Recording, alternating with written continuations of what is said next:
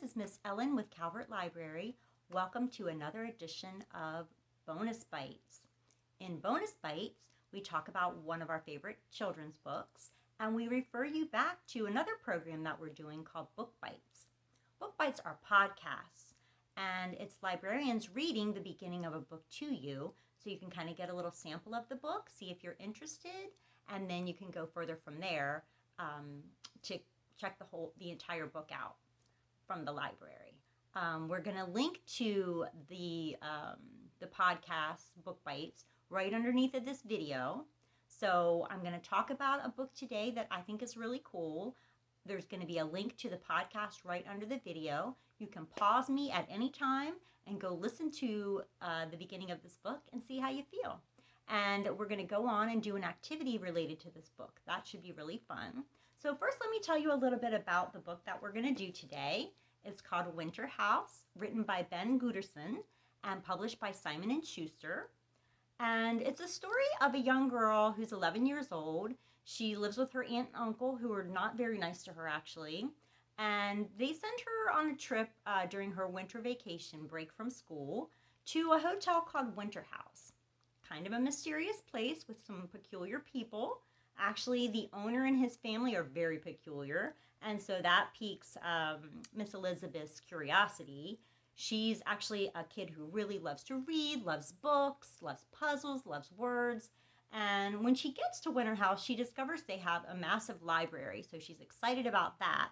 And in this massive library, she finds a book of puzzles, and a mysterious book of puzzles, and she kind of uses that book to unravel some mysteries about Winterhouse and the family that owns it.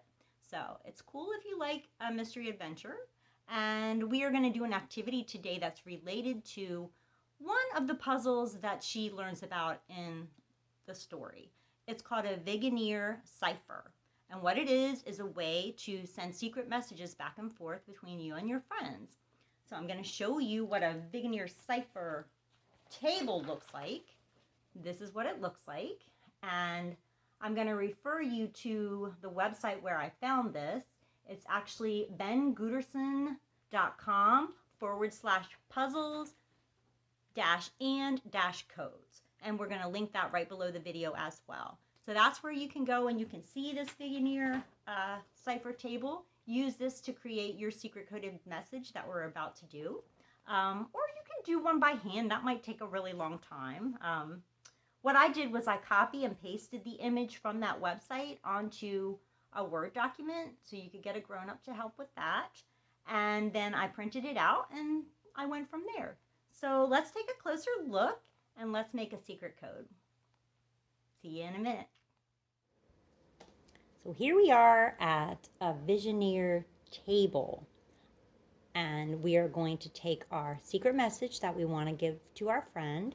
In this case, I'm going to write this message for my neighbor, and we are going to take a keyword or a password that we've made up ahead of time that we've told to our neighbor, and we're going to take the letters from the password, and we're going to take the letters from the message, and we're going to turn them into a whole new set of letters that we can then give to our friend, and he or she can then decode it.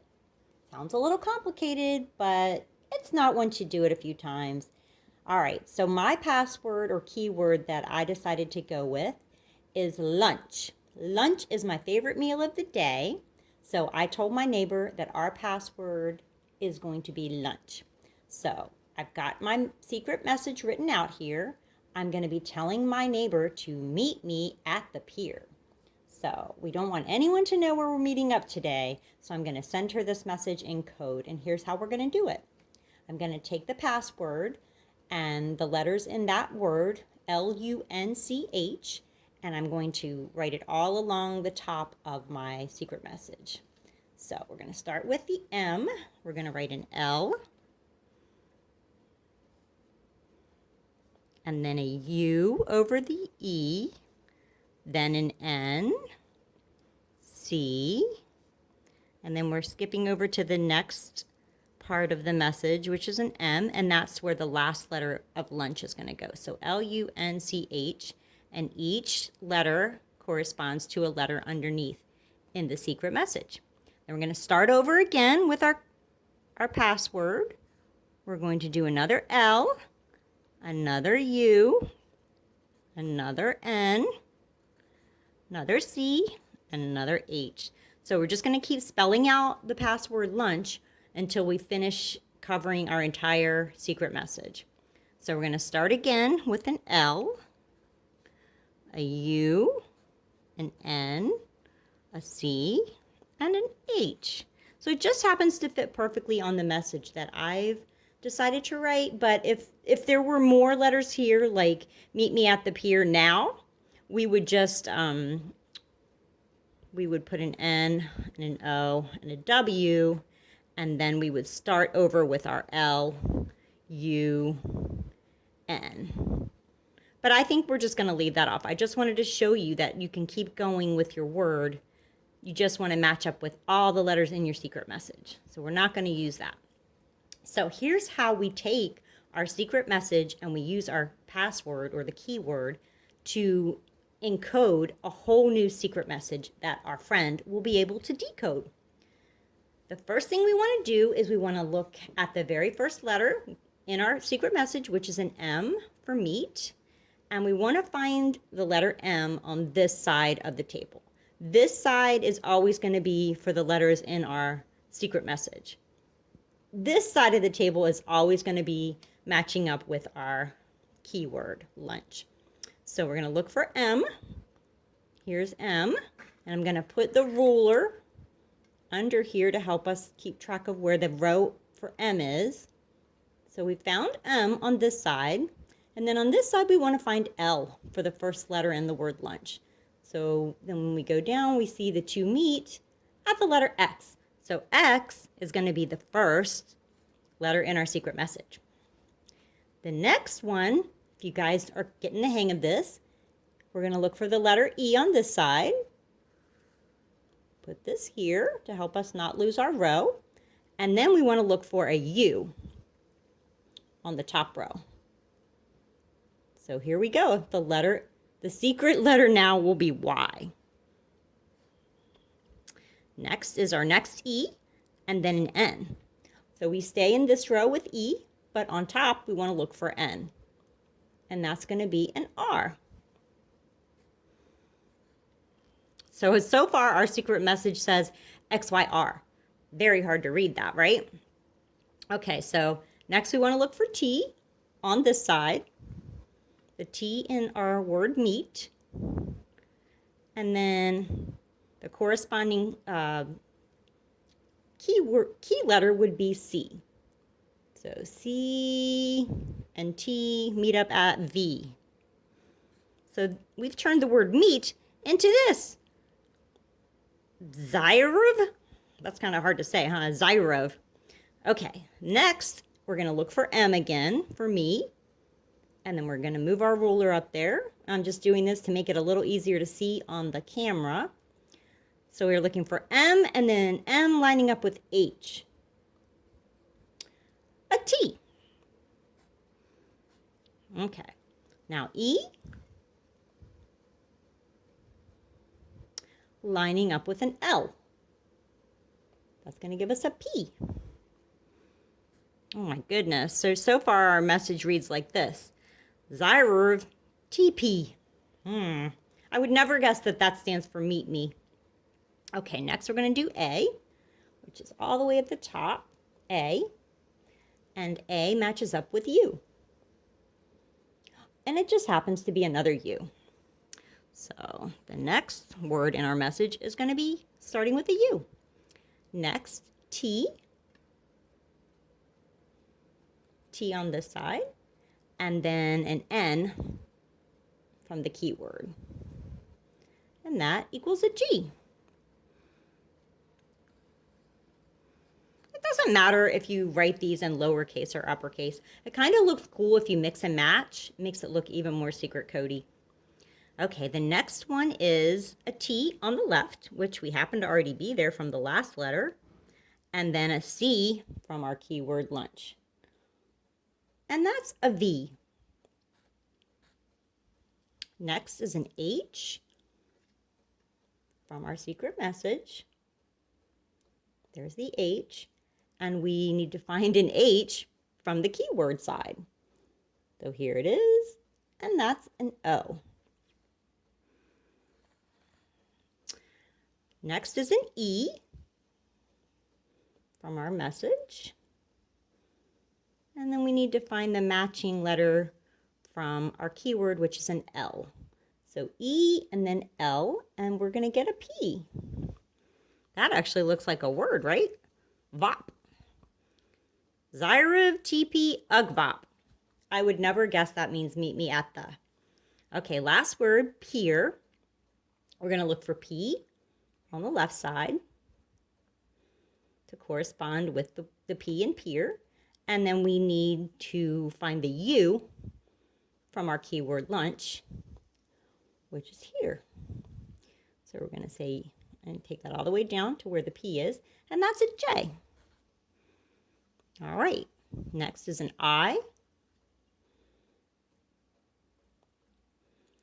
And the I corresponds with an N from our keyword lunch. So N, and then a V. JV. We're almost done. Next letter is E.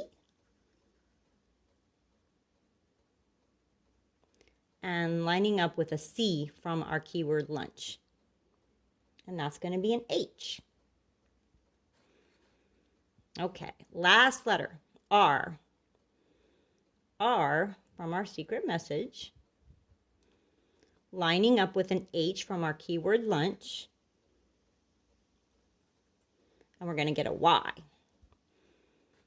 Okay, so we've turned our secret message, which is meet me at the pier, and it's going to look something like, it's going to look exactly like this.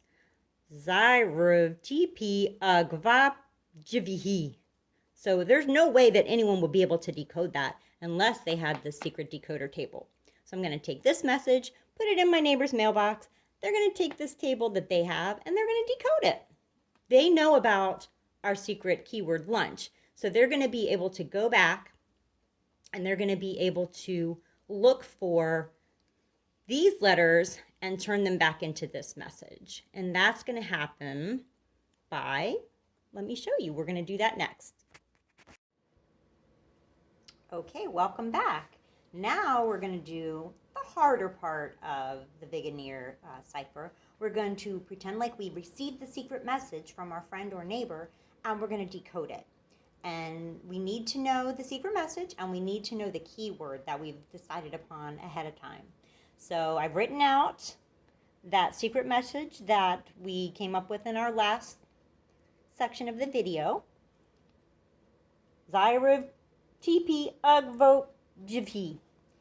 And then I've gone ahead and written the keyword underneath of it. L-U-N-C-H, L-U-N-C-H, L-U-N-C-H. That's what we're going to need to decode. But decoding is a little different. You don't use the table for decoding. You need to know the numerical value of all the letters of the alphabet, starting with 0. So there are 26 letters in the alphabet, but we're going to start with the number 0 for A, and then we're just going to add 1 all the way up to 25.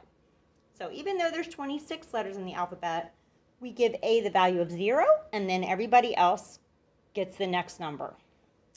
So to decode, what we need to do is we have to take our secret message letter, figure out what his numerical code is.